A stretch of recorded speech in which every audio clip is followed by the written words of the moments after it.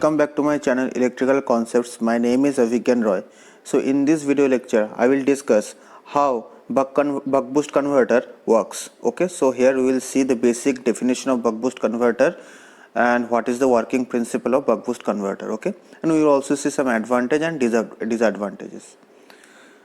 So as you can see here, this is the circuit diagram of buck boost converter, and as you can see here, the buck boost converter performs both step up and step down of output voltage. So from the name it is clear it has the properties of both buck converter and the boost converter. That means it can perform both stepping up and stepping down of output voltage. It is a circuit diagram. As you can see here, the inductor is placed here and diode is placed in this fashion, and the load is connected here, and this load can be anything, either R or RL or RLE type. Okay, so and this is the semiconductor switch. Okay, so now this is the average output voltage of buck boost converter. As you can see, VO is the output voltage, average output voltage, VS is the input supply, and D is the duty ratio. And as you can see here from this equation, if D is lesser than 0.5, it will behave as a buck converter, and if D, that means duty ratio, is higher than 0.5, it will behave as a boost converter. Okay, so now there is a disadvantage of buck boost converter, and that is the polarity inversion of output voltage. See here, the polarity is inversed, and this disadvantage can be rectified by the using SEPIC. I have already made one video on SEPIC. Kindly go through that video. I will share that link in the description box. Okay, there is another disadvantage, that is called the absence of inductor at the output side, and that actually causes a larger output current ripple.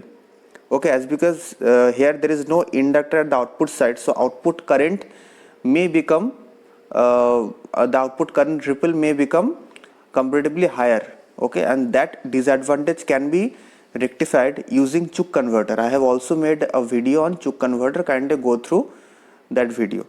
Okay, so these are some of the disadvantages of buck boost converter. Now let's see what is the working principle of buck boost converter. So now we'll see one by one.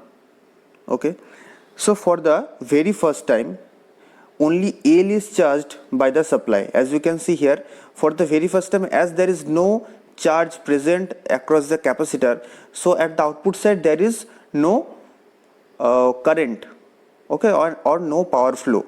For the very first time I am talking about. Okay, that means for the very first time when the switch is closed.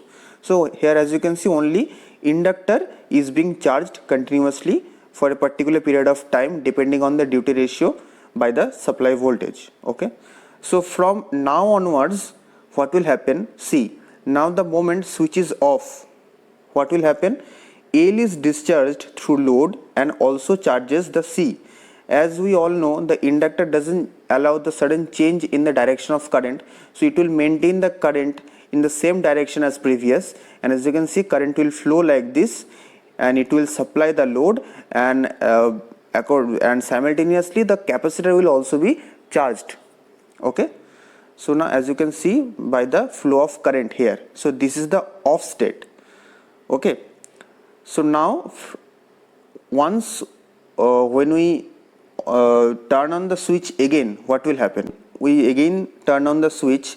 What will happen? The L is charged. As we can see, L is charged, and the capacitor which was charged previously during the off state, that capacitor is now started discharging across the load. Okay, as we can see, now the capacitor has started discharging, and as we know, across capacitor the polarity doesn't change all on a sudden, so the polarity will be maintained across capacitor, and that will also be same as the polarity of the output voltage.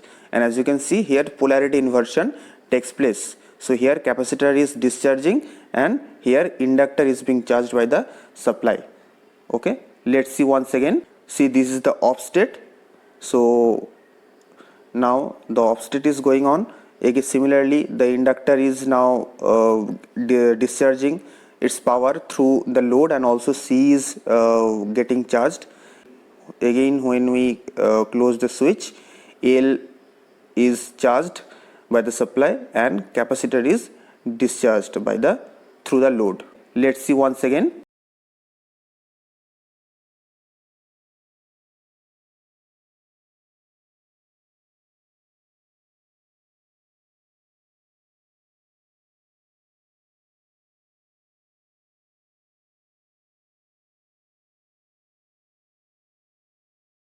Okay, so this is the overall working principle of the buck boost converter. I hope you have understood this concept. So I hope you have enjoyed this video, and please like, share, and also don't forget to subscribe to my channel. Thanks for watching and goodbye.